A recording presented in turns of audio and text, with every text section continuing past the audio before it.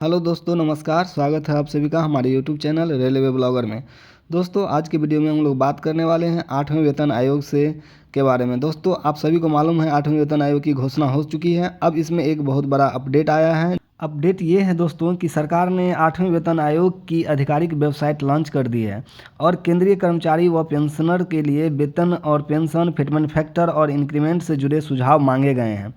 सुझाव भेजने की अंतिम तारीख 16 मार्च 2026 को रखा गया है। अब बात करते हैं दोस्तों कहाँ और कैसे सुझाव भेजना है।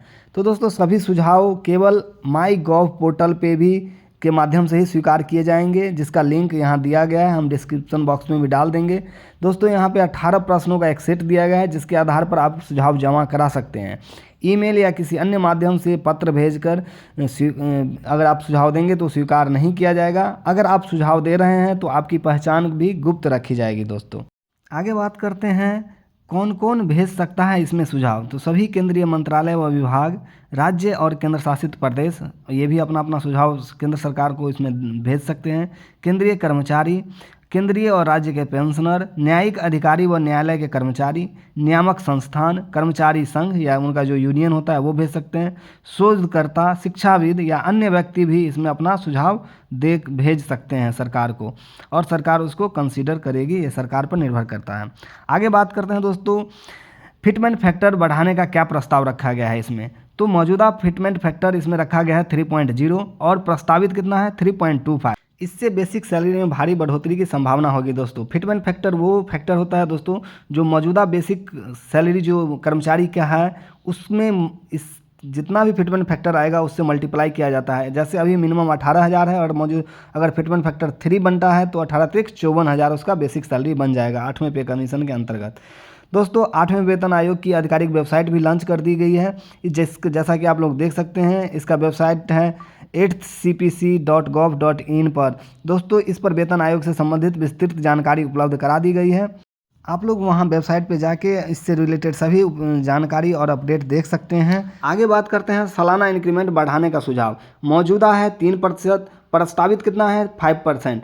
दोस्तों, अभी मौजूदा सरकारी कर्मचारी को जो साल में एक बार इंक्रीमेंट मिलता है वो 3%, जितना उनका बेसिक सैलरी होता है उसमें 3% का इंक्रीमेंट साल में एक बार दिया जाता है, लेकिन इसको बढ़ा करके 5% करने का प्रस्ताव रखा गया है। अगर ये सारी चीज़ें ऐसे ही रखी जाती है दोस्तों जितना प्रस्तावित है, तो इसमें लेवल 1 के कर्मचारी को नई संभावित सैलरी कितना होगा। तो मौजूदा बेसिक पे है 18,000 मिनिमम, और इसमें अगर 3.25 फिटमेंट फैक्टर लागू होने पर उनका मिनिमम सैलरी 58,500 रुपया बनेगी, जो कि एक सम्मानजनक सैलरी उनको मिलेगा।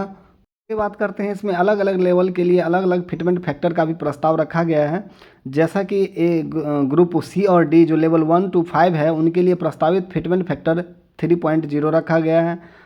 लेवल 6 से लेवल 12 तक 3.05 से 3.10 तक रखा गया है। लेवल 13 से 15 तक 3.05 से 3.15 तक फिटमेंट फैक्टर रखा गया है, और लेवल 16 से ऊपर है उनके लिए 3.20 से 3.25 तक फिटमेंट फैक्टर रखा गया है। अब ये जो फिटमेंट फैक्टर प्रस्तावित है इसको अगर सही मान लिया जाता है, इसी के आधार पर कैलकुलेशन किया जाता है, तो लेवल 1 का सैलरी 54,000 रुपया बनेगा बेसिक, और लेवल 5 का 87,600 और लेवल 10 का 1,73,000 रुपया बेसिक बनेगा। इसी तरह लेवल 18 पर 8,12,000 रुपया उसका सैलरी बनेगा।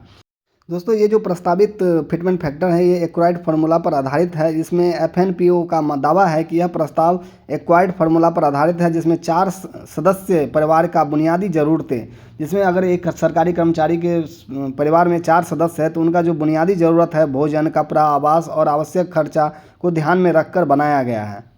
आगे क्या होने वाला है दोस्तों, तो 25 फरवरी 2026 से NCJMC का महत्वपूर्ण बैठक होगी, जिसके बाद यह सिफारिश जो है उसका अंतिम वेतन आयोग के चेयरपर्सन रंजना प्रकाश देसाई के पास भेजा जाएगा। इसीलिए आप सभी सरकारी कर्मचारी से अनुरोध है कि इस वेबसाइट पर जाके अपना अपना सुझाव दें और अपने अपने फिटमेंट फैक्टर को बढ़ाने के लिए इसमें ज़रूर राय दें, और इस वीडियो को ज़्यादा से ज़्यादा लोगों तक शेयर कीजिए, ताकि सभी लोग जाकर उस वेबसाइट पर अपना अपना महत्वपूर्ण सुझाव देंगे तो ही सरकारी कर्मचारी का कुछ भला हो सकता है। और इस वीडियो को लास्ट तक देखने के लिए आप सभी का धन्यवाद। जय हिंद, जय भारत।